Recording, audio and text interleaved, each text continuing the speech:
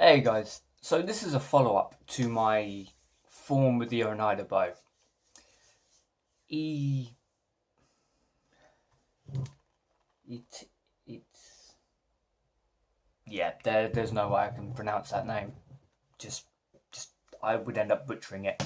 But the dude, there you go, that's a good name. The dude has asked me a few questions, follow-up questions on the video. I'm only too happy to help. Okay, let's go through them bit by bit. Number one, static release. Yeah, I have noticed this one as well. I picked up a little trick a while ago. I wish I can remember where I got it from to give full credit, but it's brilliant. It really is.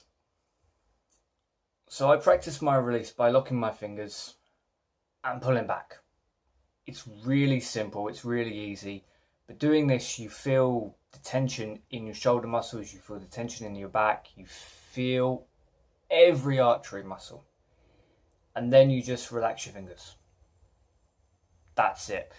The follow through is automatic. It's not something I then do or anything like that. There's no two parts to my follow through.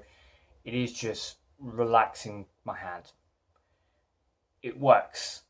It's brilliant. It gives me a consistent release almost every single time.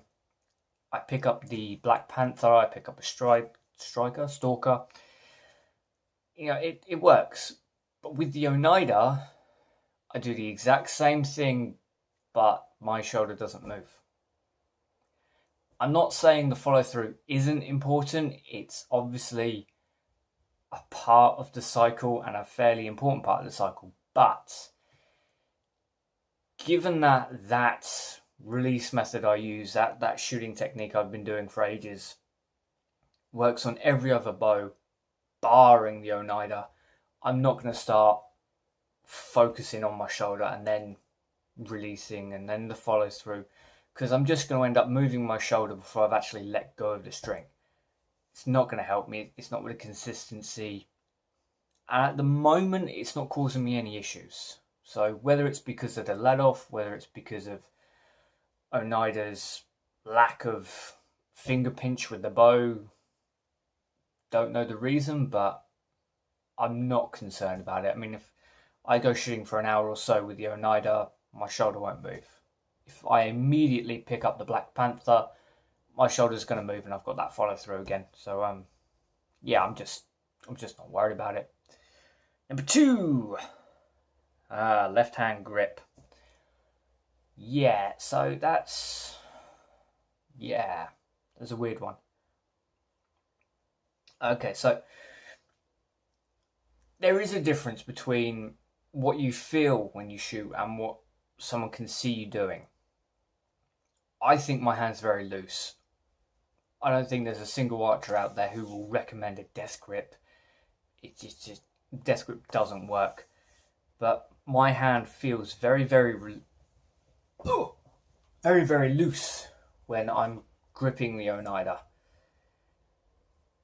Okay, I can see my knuckles popping out now, but it's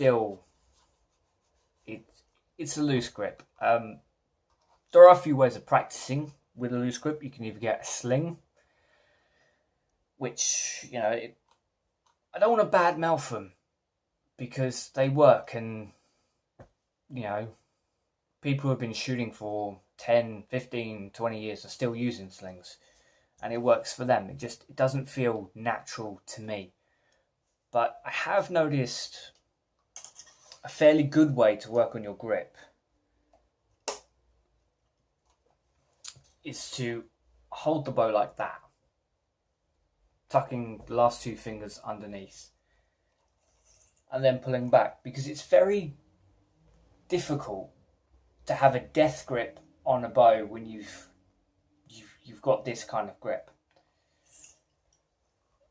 It's a little bit uncomfortable for me, so it's more of a training thing. But you know, it's I think and I feel my grip's very relaxed.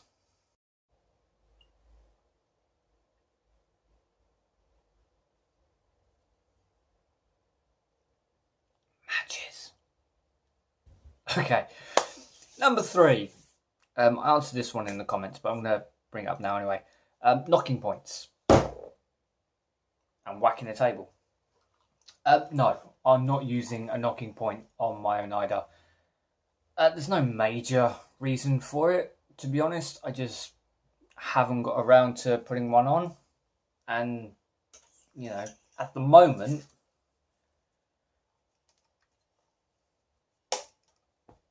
my knocking's fairly consistent without a knocking point. So, yeah. At the moment, I don't see a reason to put one on. I'm not in a rush to put one on. I'm not a fan of brass knocking points. So, like my timber crick, it will just be a bit of string wrapped around with a bit of wax. But yeah, that's that one. Let off for the bow. My let off is 60%. Yeah, about 60%, and it comes in at 26 inches.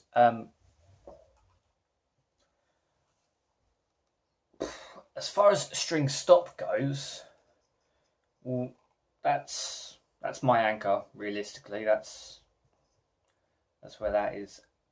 But I've got the additional pull. I don't really think that's a string stop. I think that's just the limit of the bow.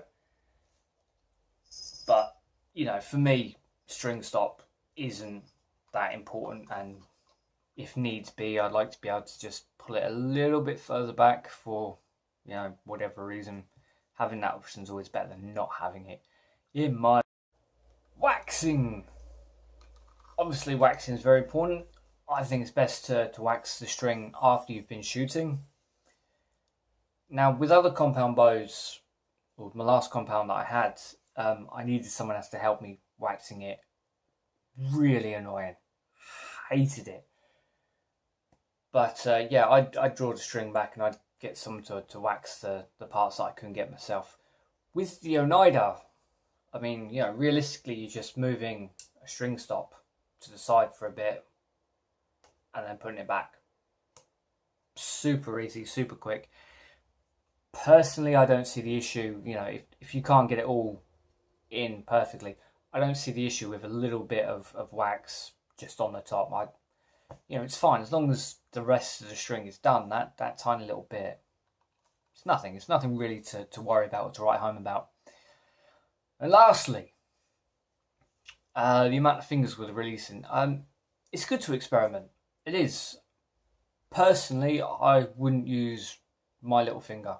You know, but I'm happy with the release I have. I use the Mediterranean split. I'm very happy with that. I mean, I started doing that because on my homemade bow, the arrows that I had, they just didn't clip onto the string. So I was holding them and then shooting. So yeah, that's why I favour the Mediterranean split, because you can hold the arrow while you're shooting. But, you know, you can draw the bow back with 2 fingers, with 3 fingers, 4 fingers, whatever. Ultimately, as long as you're comfortable with shooting and, you know, you're getting fairly decent shots, crack on. There's no reason why you shouldn't do it or experiment with it. I tried experimenting with the dagger grip, where you shoot like that, but yeah, I lost an arrow, so don't think I'll be going back to that anytime soon, at least not with an Oneida, maybe with a more traditional bow. But yeah, experiment. I mean, as I said in the last video, there's an extreme right and there's an extreme wrong. Every archer is somewhere in the middle. There you go. Hope that helped. Anything else, feel free. Whether it's on here, on Twitter, wherever. Always respond. Unless I don't, in which case I'll just be drinking tea. Cheers.